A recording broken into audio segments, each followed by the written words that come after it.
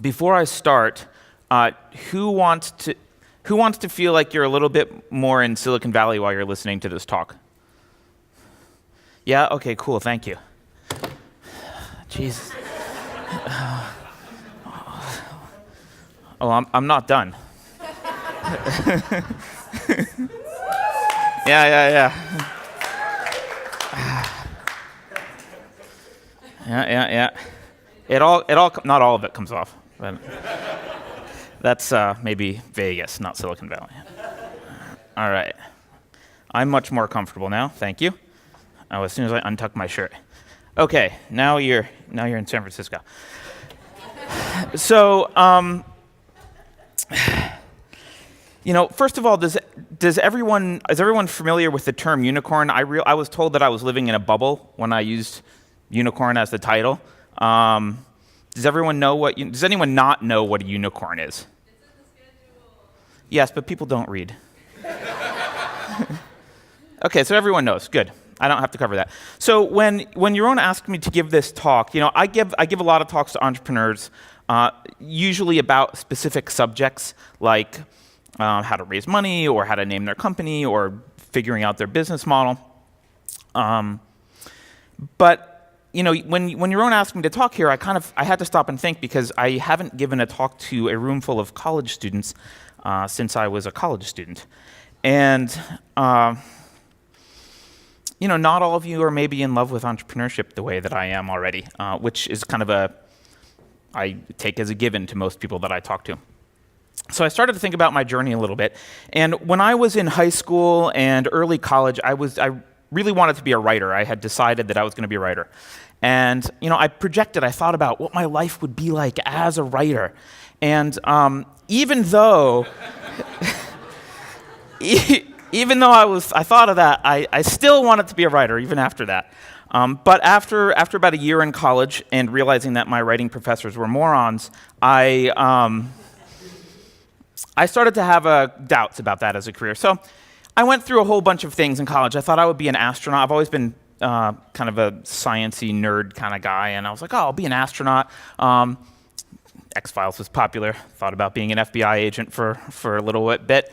Thought about being a scientist, and I really liked computers, and I thought I would do something super important like make games. But all these things had one thing in common, which is they all were careers that involved working for someone else, finding a job at a company and doing that.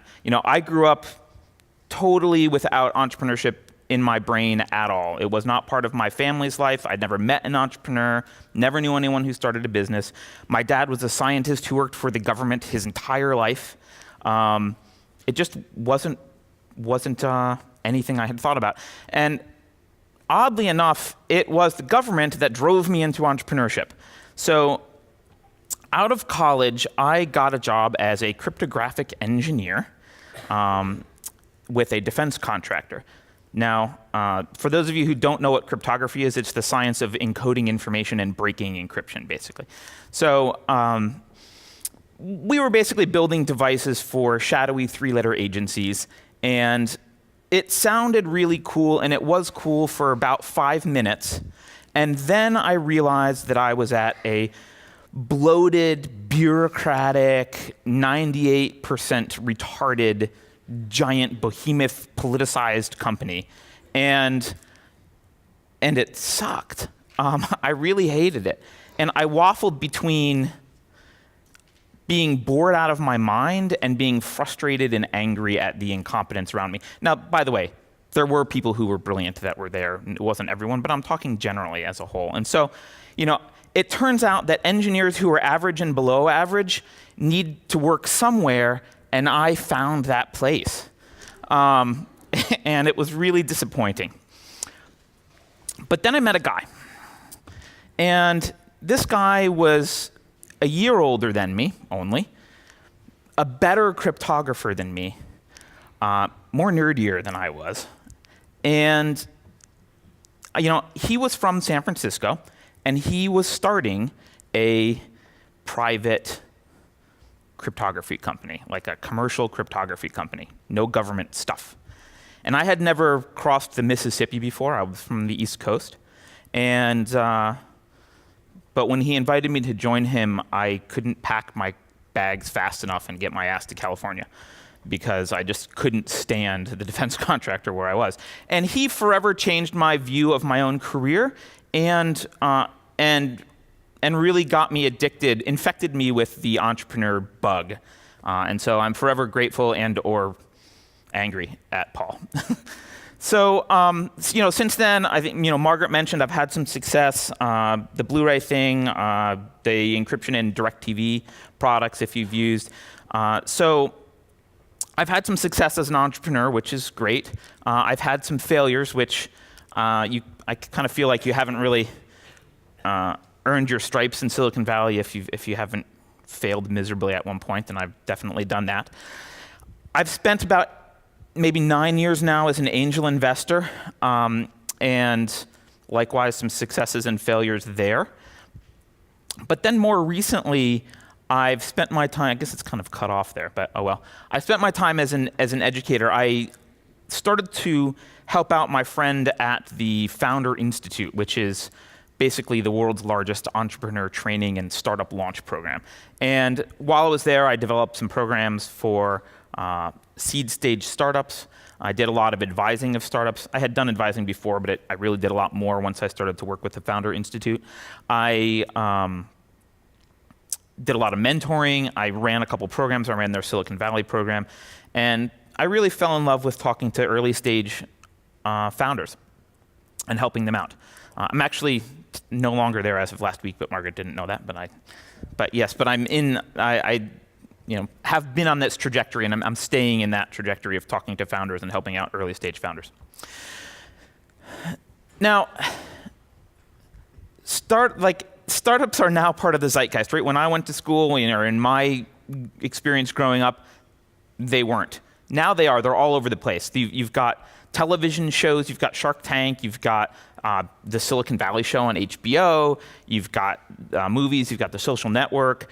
And even in print media, I looked it up, TechCrunch gets more site traffic than MSNBC and Forbes, which is ridiculous, right? And that's just the industry rag. There's also a lot more talk about startups in things like the Wall Street Journal and major publications like that.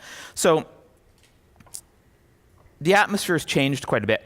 Unfortunately, and you learn this, Alex Epstein and I were talking about this yesterday. The minute you actually have to deal with the media in your career, you realize how wrong they are about almost everything they report on. And so, the view of startups in the world, at least what I see in mainstream media, is lacking at best.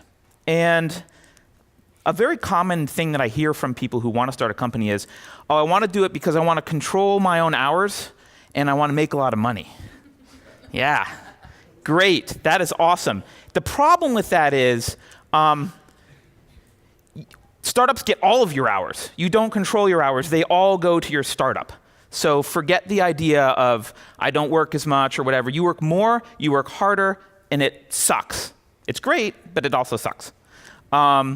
So it's a lot of hard work. And that doesn't get reported on in the media at all. No one ever talks about that, really. Even in movies, you don't even get a montage of crumpled papers and stuff. There's not even a montage of hard thinking. In fact, Yaron mentioned on Friday that Ayn Rand was one of the only artists to ever really talk about the hard problem of thinking and depict that in her art. And I think Yaron mentioned Reardon's struggle with Reardon metal. That's rare. You don't see that anywhere. The other truth is that you don't get rich. Probably you fail. Those are supposed to be dead unicorns. I tried to draw them in photo. Yeah, they're not. It's not great. I'm not a Photoshop guy, but those are my dead unicorns. But roughly 9 out of 10 startups fail, and even that 10% that succeed, those aren't actually even unicorns. This is even not right. Those aren't even unicorns. Those are just like they didn't close their shop and go bankrupt. Right? Those aren't billion-dollar companies. They just kind of survived. So your odds are really low, even if you're, God's gift to objectivism. That's an oxymoron, but whatever. Even if you're, even if you're Rand's gift to objectivism, it doesn't protect you from these facts, right? So that's just something you need to know.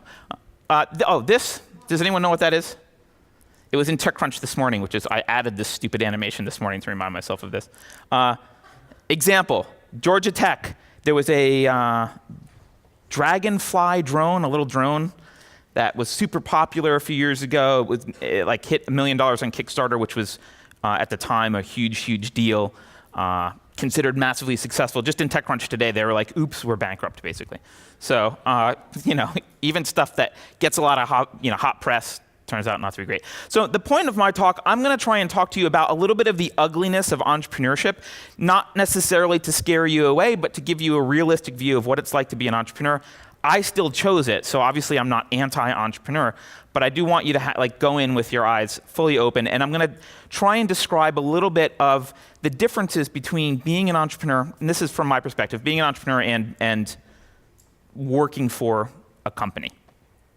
And I broke it down to basically 3 challenges, which I'll talk about each one of them. One is that you have to deal with reality, which I know sounds very vague, but I'll explain what I mean by that. The second is that there's an interdisciplinary component to being an entrepreneur. And the third is that there's a lot of psychological components that don't show up when you're just, when you have a job for a company. They may show up other areas of your life, but they don't show up at work as much as they do when you're an entrepreneur. So let's dive into this a little bit. We often forget how complex the world is around us. And I don't mean nature. Yeah, nature's complex, blah, blah, blah. I mean people. There's 350 million free wills in the United States and about 7 billion in the world. That's a lot of free will and a lot of unpredictability. And it's really, really difficult to deal with all of that. And people forget this all the time. Central planners are a great example, right? Oh, I'm just going to go we need to change the price of corn. And that has some ripple effect and changes the price of fuel. And we need to do this. And before they know it, they've got their hands in everything, and you've got our current government trying to regulate and control everything. It just gets out of control. You can't touch anything without it having massive impact because everything is so complex and so interconnected that no one person can really hold all of this in their mind and figure out what to do. And so this is actually a problem for an entrepreneur in a way that it's not a problem for an employee. When you work, this is a weird picture.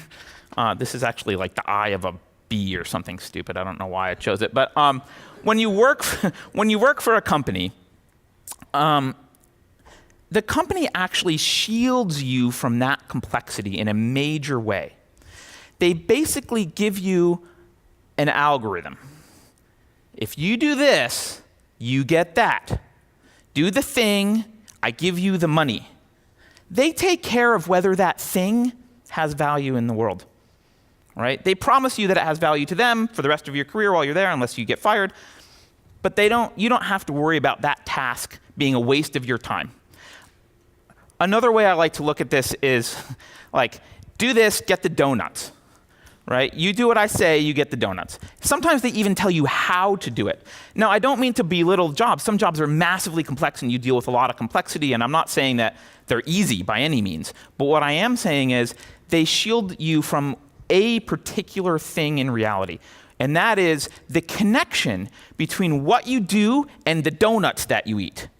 Right? You don't have to worry about wasting your time doing something that other people don't value. And that's value creation. That arrow is value creation, right? And it's the company's job to make sure that they're giving you things to do that will yield them money that they can pay you so you can buy donuts. It's not your job to figure out that whether or not what you're doing is the right thing to do, generally. And that's a big deal. So the problem is that connection is way more complex than a simple little red arrow. And it's really complex because of all the people and the free will in the world. And so, welcome to entrepreneurship. Your job as an entrepreneur is to make and maintain that connection for all of your employees. That's hard. It's really hard.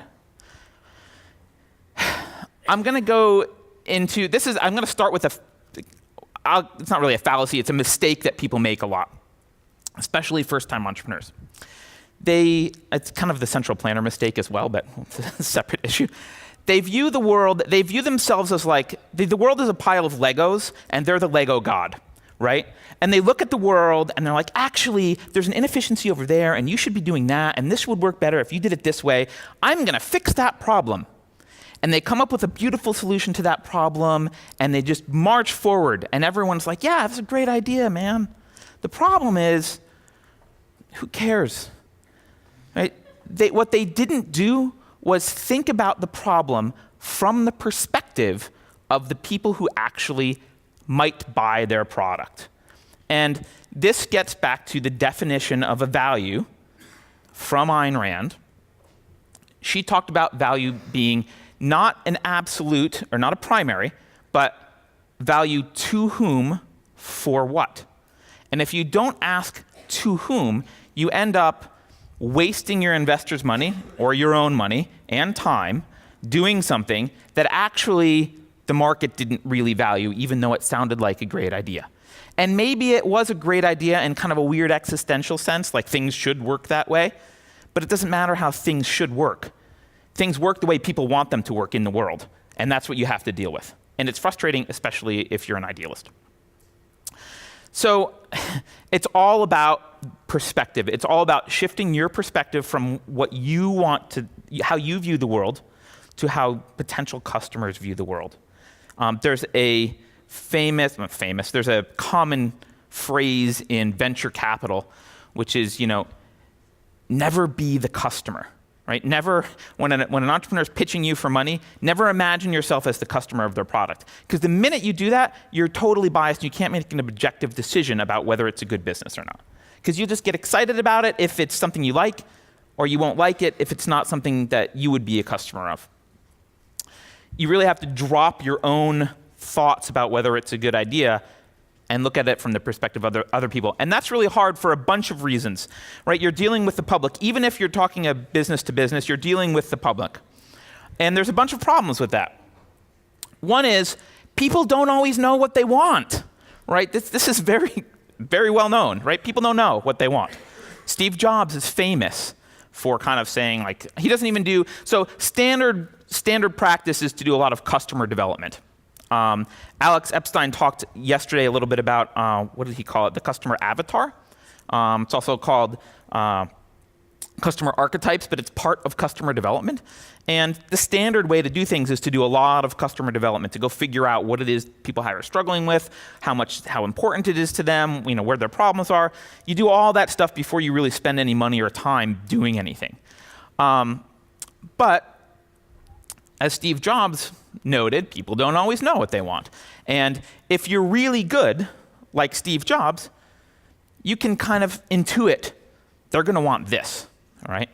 But Steve Jobs could not have done that in an industry where he wasn't also the customer or had a really great understanding of the customers. If he was manufacturing, equipment for oil rigs, there's no way he could have intuited what they want. He would have had to go do customer development. He got away with it because he was making phones, and he uses phones, and computers, and he uses computers, right? And he was in the industry for a really long time. Maybe if he was in the oil rig industry for 30 years, he could start intuiting what customers wanted, but you can't just do that out of the gate.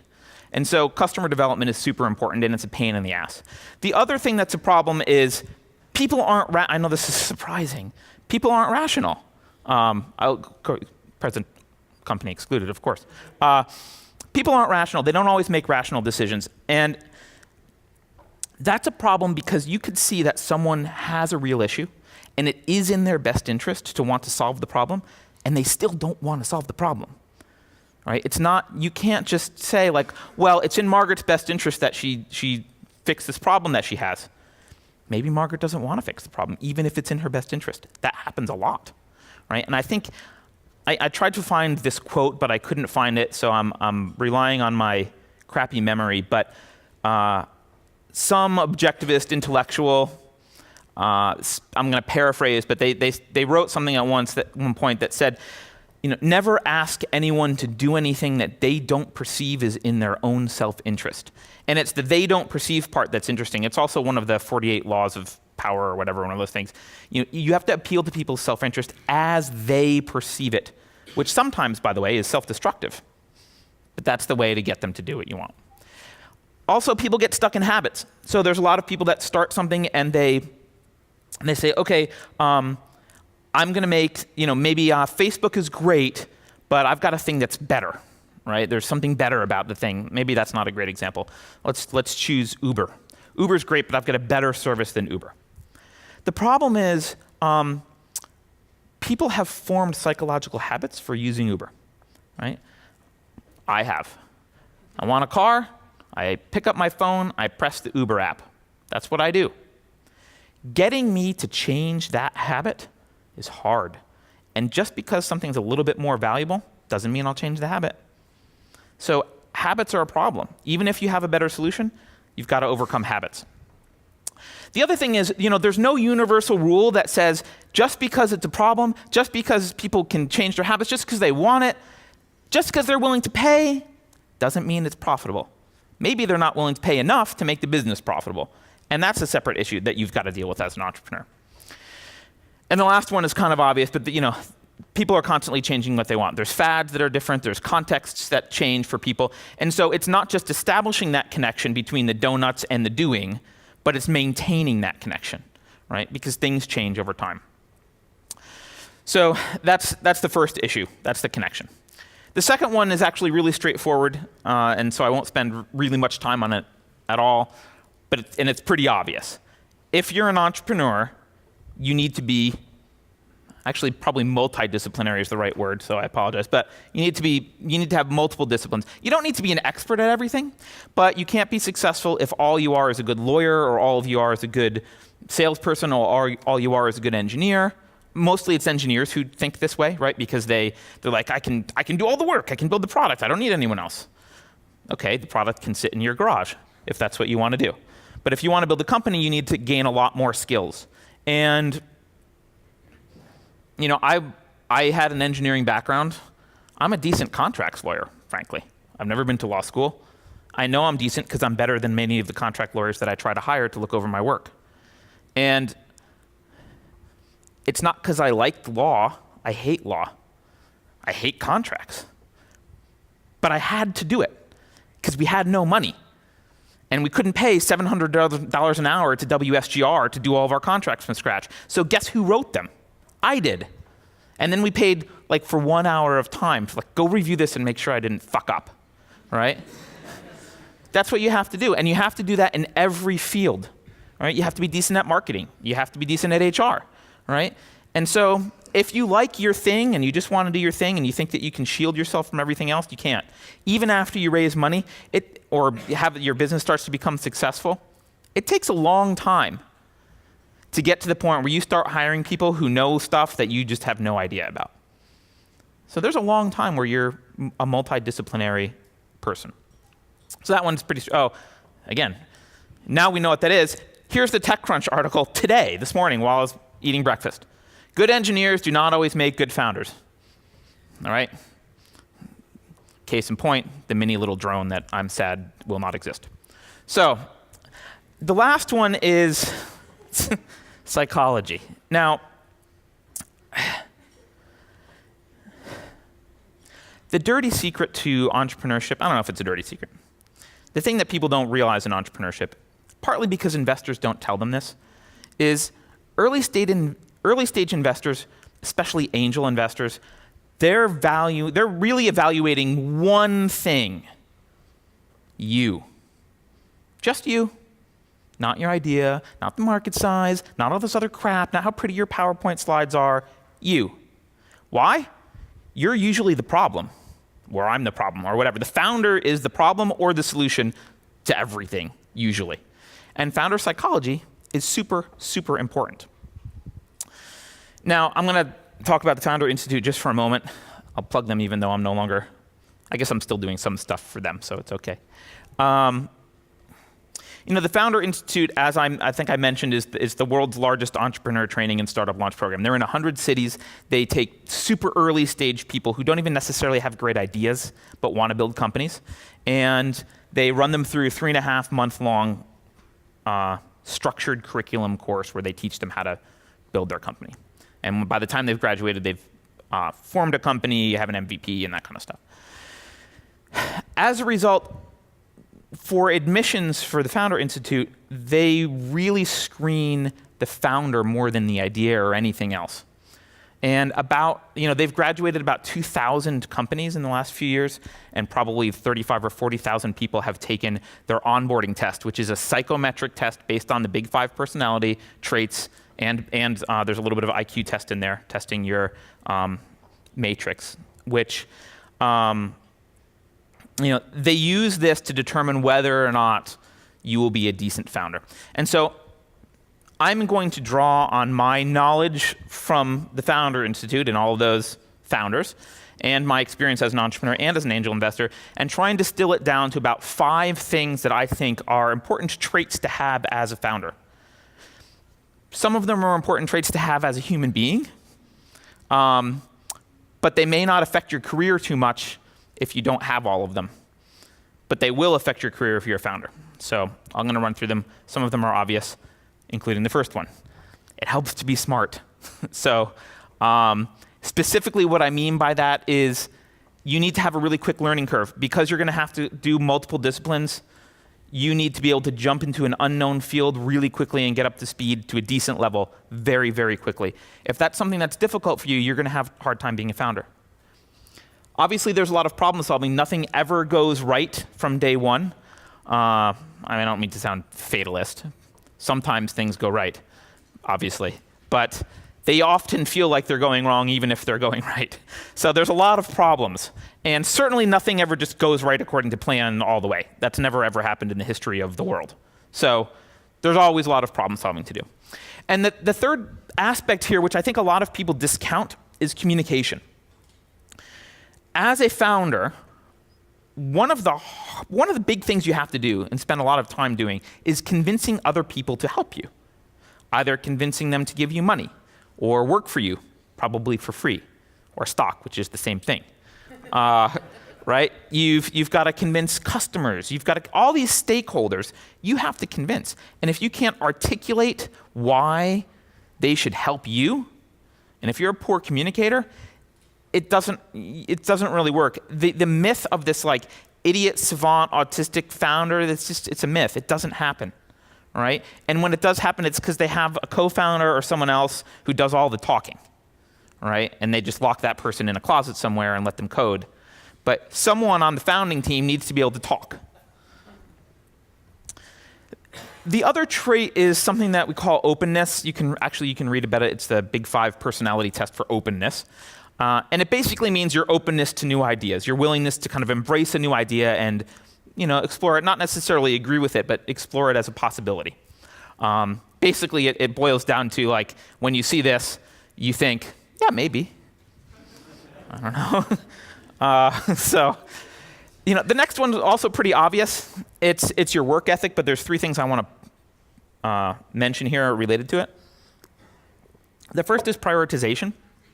You're always overwhelmed. There's always too much to do. And that means that there's a bunch of stuff that will never get done. But if you don't consciously choose what that stuff is, you'll be doing the wrong thing. And time is money, and time is life, right? You're going to be wasting your time on something else, wasting someone else's money, possibly your own, and you'll fail. So being able to prioritize and figure out what's the most important thing to do and accept that all this other stuff just isn't going to get done is super important. Self-motivation is also obvious, but I invite you to really be honest with yourself and think about it. No boss is going to call you if you're not at work on time. No one's going to tell you should work on the weekend because there's that thing. If you don't feel like doing something, if you're not self-motivated to actually work your ass off, no one will force you. And the problem is there's going to be a competitor somewhere else who's working their ass off. And they're going to beat you, no matter how smart you are. And the last one is persistence. Persistence, the founder of the Founder Institute, who's a friend of mine, Adeo Resi, he was asked about, you can probably find this interview online somewhere, but someone asked him about what makes startups fail. And his answer is, there's only one reason that startups fail. The founder quits. That's the only reason. The only reason a startup ever fails is the founder stops working. Probably technically true. I could argue with that a little bit, but it's mostly true. Persistence is super, super important. The next trait this is a tough one. So, and maybe reality focus isn't even the right phrase. So let me explain what I mean by this. There's a weird, almost contradictory thing that you have to deal with as a founder. You actually have to have a fantastical, crazy, stupid-ass view of the world as how it should be. It's like people called, Steve Jobs had the reality distortion field. Like he would walk in the room and reality would change because Steve was talking about something. You need to think of your startup as this like sparkly unicorn that's farting rainbows and whatever. And like you need to think about your startup as this fantastical, magical thing, the way it could be ideally. You need that because you have to convince stakeholders, and it's inspirational to talk about your sparkly rainbow unicorn when you're talking to stakeholders and getting people to give you money and work for you. You've got to maintain this vision. The problem is it's not true, right? Probably this is closer to the truth most of the time, right? And so you're stuck, right? You've got to recognize, you have to keep your eyes open to reality and the reality of where you are, but you also have to maintain that vision. And the problem is kind of holding both of them in your head at the same time, right? Because you've got to be like, yeah, it's this great thing. Actually, we really suck. We have to fix this, right? It's this weird thing that you have to do. And it's really difficult. And I know you can't read this. I'll read it to you. I won't read all of it because it's probably boring. Who saw this paper at check-in? Okay, I saw this paper. I got into an argument with the people at the counter because of this paper. So the problem is when you're trying to maintain that vision of the unicorn, you bias yourself a lot without noticing how you're biasing the measurement of data from the real world about where you really are. People, there's a lot of things that just happen, that creep in, that are biases. And this is a beautiful example of a bias. So they have a survey at this hotel, presumably, I haven't taken it yet, but they're going to have a bunch of statements. I don't know, the towels were dry, the bed was beautiful, whatever it was. And they've got a survey and you can fill it out. You very much disagree, you somewhat disagree, you somewhat agree, you agree, or you very much agree. Now, the purpose of this survey, presumably, is to get some input from reality about how well they're doing at this hotel. But what did they do? They gave you this little piece of paper when you checked in, so before you took the survey, explaining how to take the survey. Because it's too complicated to understand agree or disagree. We have to explain how to take the survey. And they've basically said, if we did okay, if we passed, mark down very much agree. If we did not okay, if we failed, then anything else. And so I looked at this and I was like, some fucking manager here is getting measured on the results of this survey, and he wants to show his bosses how great of a job he's doing. So he puts this out, and everyone goes back to the room, and when they're sitting there and they're like, the towels were mostly dry. I mean, I kind of agree with that. Oh, but if I put that, I'm failing them. Okay, pass, very much agree. And so they're skewing all of the results towards very much agree. Now, the lady behind the counter got into an argument and said, no, it skews the results the other way, which I totally don't agree with. But the point is, it doesn't matter. It skews the fucking results, right? So don't do this. But this kind of stuff happens all the time. It happens especially in customer development, where you ask, literally, Margaret, I've got a great idea. Do you want to hear my idea? And I go up and I have this great remote, but this one's purple and it has a laser pointer on it, and it's awesome, right? She's going to say yes, especially if she's a friend or whatever. People say yes. You ask questions in a biased way all the time, and it's really difficult to try and force yourself to try and be objective about how people actually view you. Because people, they only write angry letters when they only write letters usually when they're angry. But if you ask them for feedback, people are generally pretty positive, and it's hard to be unbiased. Something that I've come up with here that I'll just share because I kind of like it is when I teach founders, so mostly when founders pitch, their pitches all sound like, it's revolutionary, it's marvelous, it's the best thing ever, right? It's full of superlatives and it's wonderful, right? Because they're pitching me the unicorn story. But when they come to me for help, behind closed doors, I have them do something that I call the Seppuku Pitch. Does anyone know what Seppuku is? Okay, it's, for those of you who don't know, it's ritual Japanese suicide. It's very disgusting. You basically disembowel yourself and your guts spill out on the floor and you're shamed and your family is redeemed, I guess, because you've killed yourself instead of whatever. So, but the point of the Seppuku pitch is I have them stand up for 3 minutes, not publicly, but to a small group. They stand up and they just talk about why their business sucks, why they're the wrong founder, what all the problems are, why it's going to fail. And at first I give them this assignment, they hate it. They hate it. Afterwards, they love it.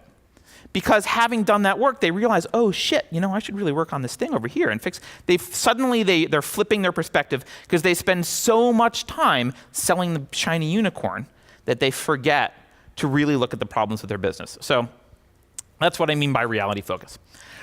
I need a drink of water to talk about self-esteem. Yeah. No, it's water. I know you're not all objectivists, but I'm gonna make a dig at objectivists, which includes myself, so it's okay. Objectivists are really weird about admitting that they have any self-esteem issues, right? They're like, I'm Hank Reardon. I don't have any self-esteem. Actually, even he had some, right? They're really afraid to admit that there's any psychological problem whatsoever going on. You're all lying to yourselves. And I can say that just based on statistics. The way we raise our children in the US and actually in the world is horrific. It's absolutely atrocious. They're the last class that should be protected that aren't, in my opinion. And as a result, you all have childhood trauma, probably. Some of you, I know a few people, actually mostly objectivists, who were raised really well by awesome parents. But most of you probably have some kind of childhood trauma. And that doesn't mean you have to break down crying and drool over yourself. It does mean that there are probably psychological issues that prevent you from being your best all the time. Go to therapy. And especially if you want to be a founder. Those issues will creep up in your personal life. That's your problem. I don't care. But if you're going to start a company, they will, more than having a job, as an entrepreneur, your psychology matters. And it will drastically affect what you're doing. I'm going to give you some examples. By the way, a really good book, I know it's sacrilege to mention Nathaniel Branden, but really good book on self-esteem called The 6 Pillars of Self-Esteem, so read it. I'm going to talk about a couple examples here. One thing that I've noticed in founders is there's this fight or flight dichotomy when they hear negative feedback. So there's a lot of negative feedback when you're a founder, right? You pitch 100 times and 99 of them say no, right? Or there's a lot of criticism. There's a lot of things, you've got some people who are your cheerleaders, but there's a lot of people who think that you suck, your idea sucks, your business will never work, and you hear that all the time. Plus, your business probably isn't working very well. That usually happens, especially early. So there's all these issues that you're dealing with. And, I first noticed, this first really struck me when I have a friend who, I won't mention his name, but if I told you the company that he founded, you would all know it.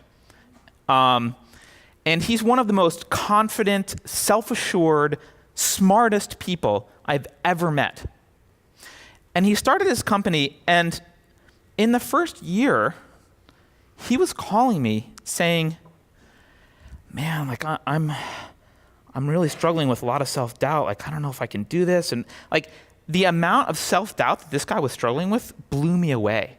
Because I had him up on this pedestal of if I ever want to be really confident, I'll be that guy. Even he, and by the way, he was massively successful doing this, it worked, but the amount of self-doubt that he struggled with was tremendous. You'll probably struggle with it too. I did. The other thing that happened, so that's kind of the flight. That's kind of I should give up, right? That's the I should give up response. There's all this pressure, I should give up, right? And often, if you're even going to try and be a founder, you don't have that response. Generally, you don't actually give up, but you do feel like you should, as this guy did. The other red flag, and this is worse because this is way more common, is you fight. So I see this all the time. A founder that gets negative feedback on a pitch, I'll give a pitch and someone will say, I don't like this idea, or maybe that's a problem, or you don't understand this. If they fight, if they argue, which I know in this community is really fun, right? If they argue back and defend, I write them off as never wanting to invest or be a part of them anymore. Defensiveness, it's a defense mechanism. And it indicates that they're unable to take reality as an input, integrate it, and figure out how they should change their business. It doesn't mean that the person that was attacking them was necessarily right, but there is one fact about someone attacking your business. They don't agree with you about your business. That's a fact. They're attacking you. Now, that could mean a bunch of things. It could mean you communicated it wrong. It could mean they're a moron. It could mean they're right. You need to go back and think about that. And a good response when someone attacks your business is to ask questions. Really? Why? Oh, tell me about this. Why is it a problem? Oh, great. Learn as much information as you can. Most people don't have the self-esteem to do that. And the reason they don't is because they tie their self-esteem to the existence of their company. And one of the things that I tell founders a lot is, you are not your company. I can tell Jason, actually I like his idea and company, but I'm going to use you as an example anyway. I can tell Jason, your idea sucks. Your company sucks. It's the stupidest thing ever, right? I don't mean Jason's the stupidest thing ever. That's not what I mean, right? But look how he reacts, right? It feels like that, and you have to be able to separate your self-esteem from your company. And that's a hard thing to do. So that's psychology. So, okay, I've given you, those are the 5 things that I think are important. You're now kind of ready to go off and running, and you might wonder, what can I expect from this exciting journey of entrepreneurship? Well, so we have a phrase.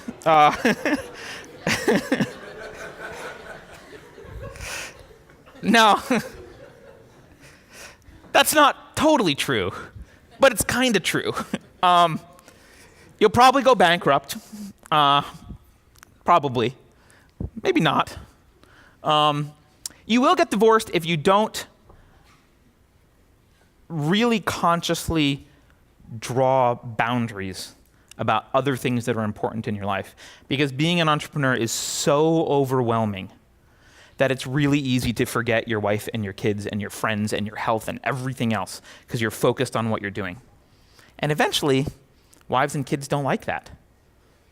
And one of them can leave. So my advice is, if you're going to do it, be really careful about it. You know, yes, you have to work hard. No early stage entrepreneur I've ever met who's successful ever had a hobby during the beginning of their, like, you never talk to an entrepreneur and like, hey, what do you do on weekends? It's like, what are you, fucking crazy? What do you mean, what do I do on weekends? Same thing I do during the week, right? Like, there is no hobby. There's no hobby time. There's no like catching up on Netflix, right? So you have to protect the things because there are more important things, presumably for some of you. There are sometimes more important things, and you actually at least have to carve out time and protect them.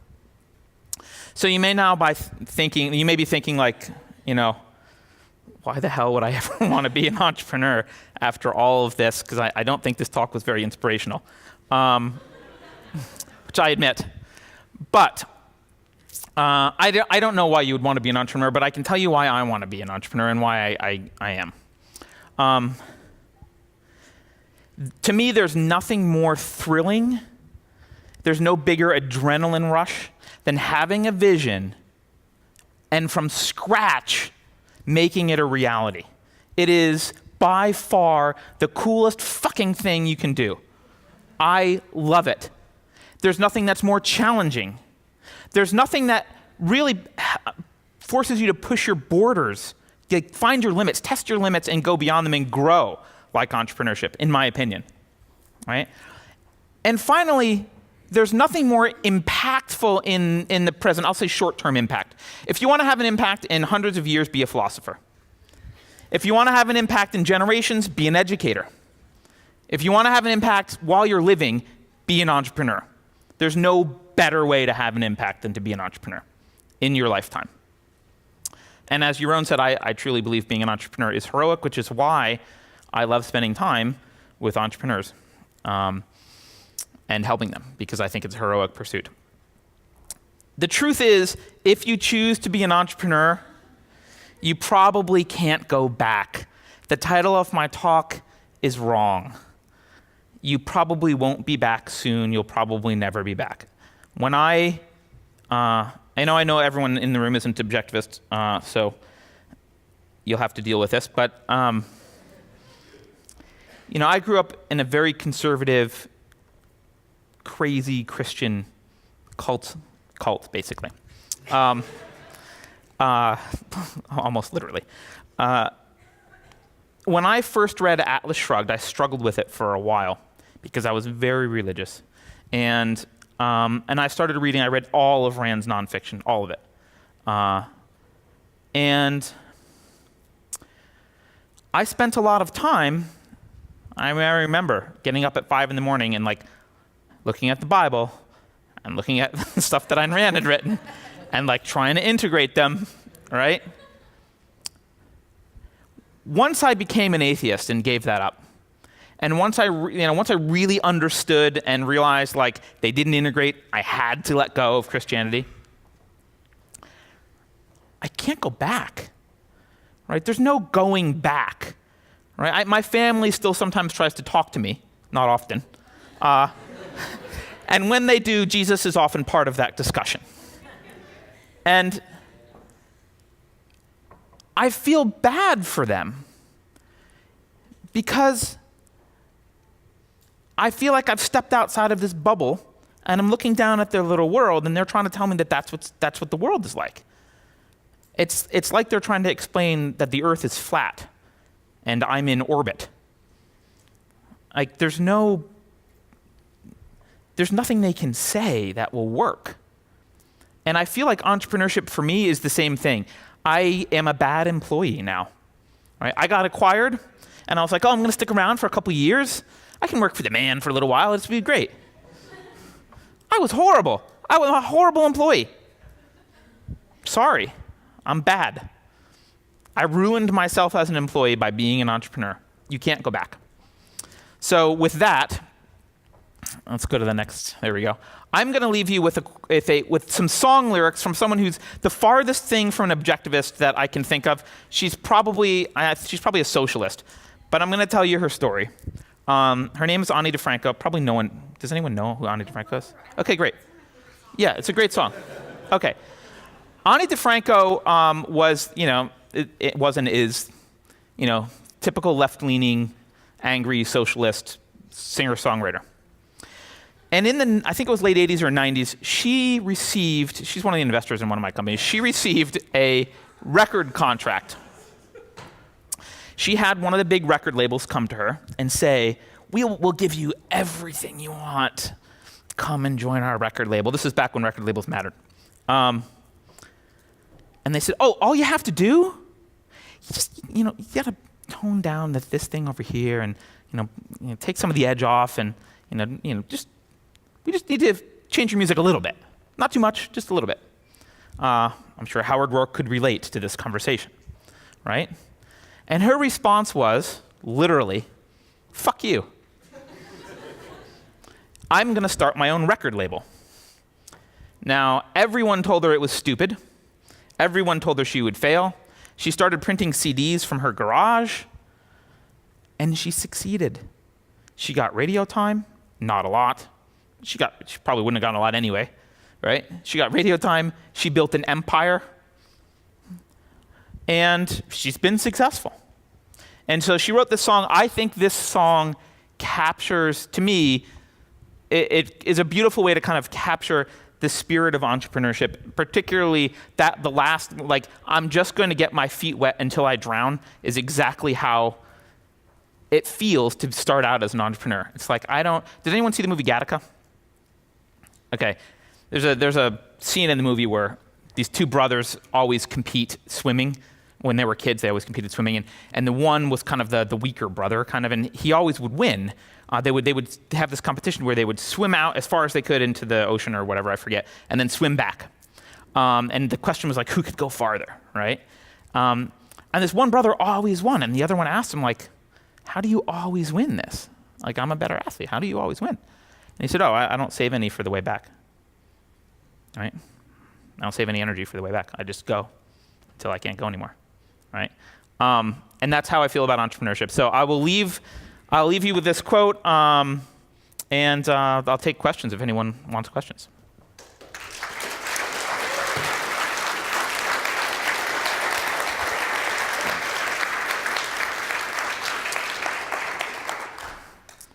Sure.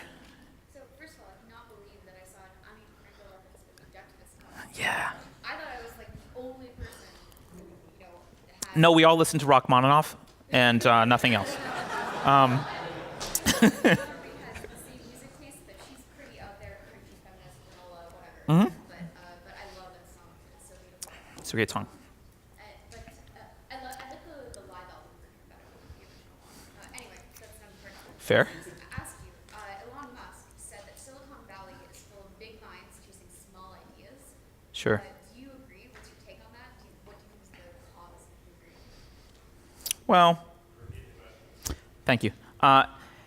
The question was, Elon Musk said that Silicon Valley is full of big minds choosing small ideas.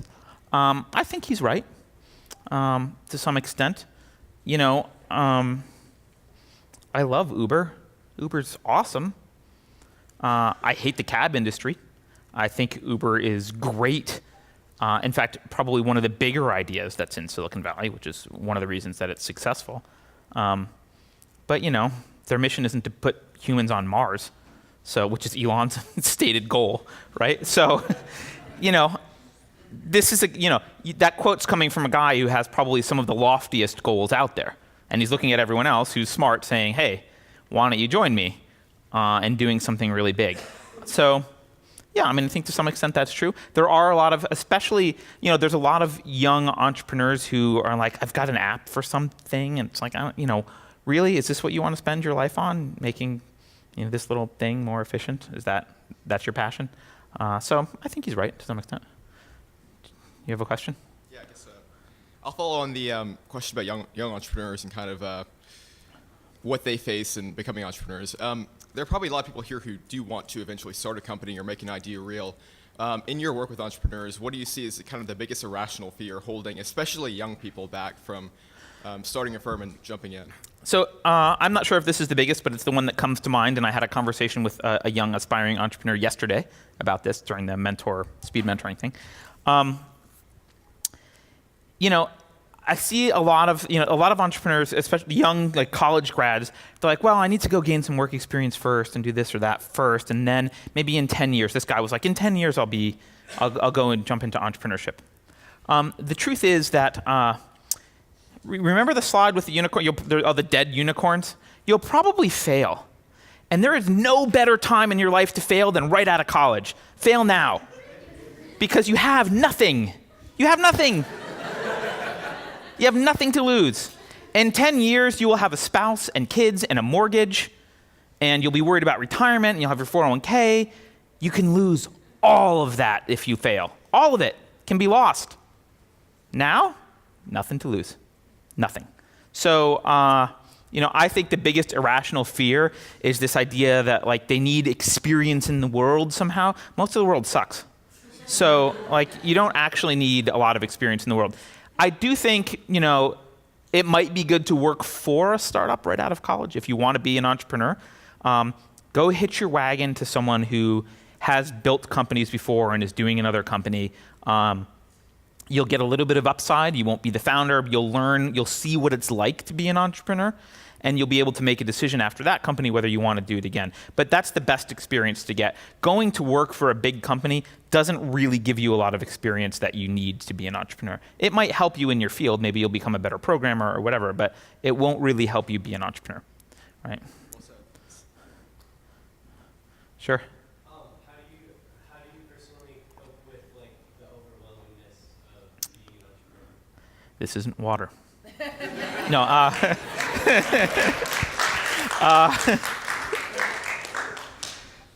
Sometimes I don't very well, honestly. So one of the reasons that I like being an entrepreneur and a personality trait that I think is important is I kind of like the chaos. I like being overwhelmed. Yeah, I complain about it and blah, blah, blah, I'm overwhelmed. But when I don't have stuff, when I'm not overwhelmed, I'm bored. So I kind of like the busy craziness.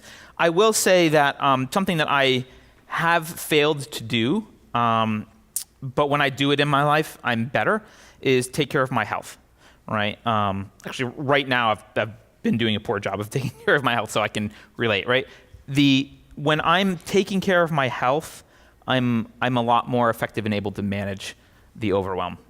So I know that sounds trite, but it actually is pretty important. I didn't hear the first portion of your talk, so I apologize if you addressed this. It's okay. But I've met two different kinds of entrepreneurs. There's one who I meet and they say, I want to be an entrepreneur. And it's not that they have a particular idea or something they're really, really passionate about seeing and bringing into fruition. It's just the concept. It's just the form, the way of living. And then there's one who becomes an entrepreneur as a means to an end. That I have this vision and I don't see any means to get it done other than to be the one who does, this from start to finish. Yep. In general, the ones that start with the vision, I tend to consider kind of more successful, like them better. But what is the difference there? And do you think that there is any kind of meaningful difference between those two approaches? Everyone heard the question. You're on a mic, right? So, do you mean the difference in how successful they'll be, or just like the difference in them as people?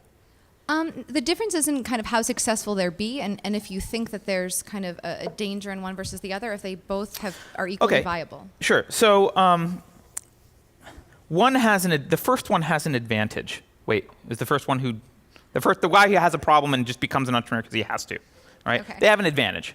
And the reason that person has an advantage is one of the really important things to have as an entrepreneur is something that you can be passionate about and dedicate your life to. Even though the company might, move on in 5 to 10 years, 10 years maybe. You have to think about it as like, this is something that I'm passionate about enough that I want to do my whole life. And so people that are in the category of I want to be an entrepreneur, they need to find that before they're likely to be very successful as an entrepreneur. Now, it doesn't mean they can't start from that place of wanting to be an entrepreneur and then find something and get passionate about it and be successful. But the other category kind of has an advantage already because they're already passionate about that thing enough. They're going to be persistent. They're going to just do whatever it takes.